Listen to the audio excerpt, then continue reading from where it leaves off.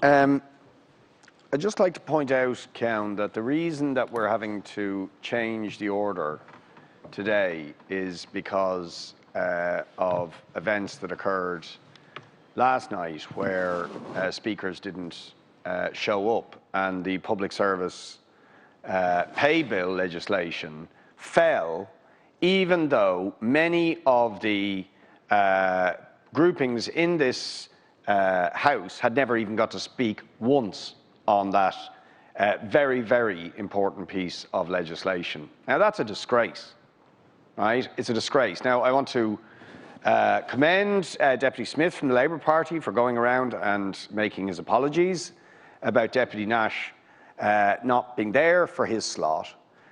But the truth is there were 9 10-minute slots before our slot. So, and many others who didn't get to speak, right, including 2 government slots within that.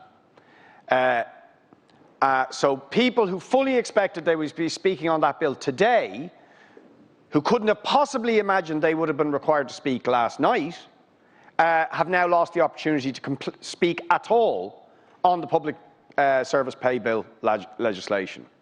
That is outrageous. And it is a direct consequence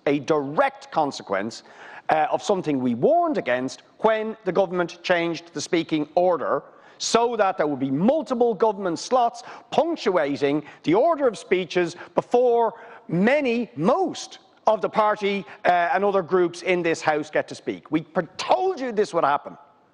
And it's happened again and again, and now it happens on a piece of legislation as important as the public service pay bill, just because the government wants to drown out the voices of party groups, and now it is seriously disrupting the ability of this House to do its legislative business. So I just want to signal that, Count. I believe this situation cannot persist.